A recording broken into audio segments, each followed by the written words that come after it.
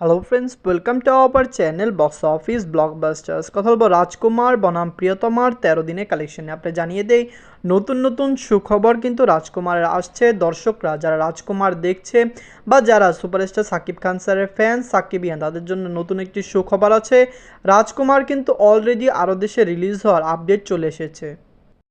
আগামী মে মাসে মুভিটি কিন্তু আরও অনেক শহরে রিলিজ হচ্ছে। আপনার জানিয়ে দেই ইউরোপের বিভিন্ন কান্ট্রিতে মুভিটি রিলিজ হবে। ইতালিতে তো মাসবে রিলিজ হবে, ইউকেতেও রিলিজ হবে, যেখানে মুভিটি অস্ট্রিয়াতে রিলিজ হবে।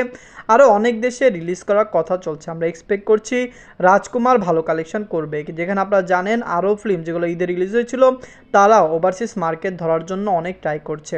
কথা বলবো রাজকুমার প্রিয়তমার 13 দিনের কালেকশন নিয়ে। ভিডিও ভালো লাগে তো লাইক করবেন, এবং এখনও যদি বক্স অফিস ব্লগ বা চ্যানেলটি সাবস্ক্রাইব না করে থাকেন সবার আগে সকল লেটেস্ট আপডেট এবং বক্স অফিস কালেকশন জানার জন্য আমাদের চ্যানেলটি সাবস্ক্রাইব করে নেবেন। প্রথমত হলো বাজেট নিয়ে। রাজকুমার এমন বাজেট ছিল 10 কোটি টাকা, প্রিয়তমা এমন বাজেট ছিল 2 কোটি টাকা। আপনারা জানেন রাজকুমার প্রিয়তমা দুইটি ফিল্মই কিন্তু সুপারস্টার সাকিব খান স্যারের ফিল্ম। দুইটি মুভির ডিরেক্টর আবার হিমেল আশরাফ স্যার। আপনারা জানিয়ে দেয় এই মুভিগুলির হাইপ এত বেশি ক্রিয়েট হয়েছে যে দুইটি ফিল্ম রেকর্ড ব্রেকিং কালেকশন করতে চলছে। আপনারা জানেন প্রিয়তমা কিন্তু বাংলাদেশের ইতিহাসের প্রথম ফিল্ম যেটি 40 কোটি টাকা প্লাস বিজনেস করেছে, যেখানে রাজকুমারও বরাবরের মতো একটি ভালো কালেকশন এনে দিতে পারে। নিজেদের 13 দিনে যে বাংলাদেশ থেকে আয় করেছে, বাংলাদেশ নয় টোটাল ওয়ার্ল্ড মার্কেট থেকে আয় করেছে 74 লক্ষ টাকা, যেখানে প্রিয়তমা নিজেদের 13 দিনে এসে ওয়ার্ল্ড মার্কেটে আয় করেছিল 65 লক্ষ টাকা। আপনারা জানেন প্রিয়তমাও কিন্তু এই সময় ওভারসিজ মার্কেটে চলছিল এবং মুভিটি লাগাতার ভালো কালেকশন এনে দিয়েছিল।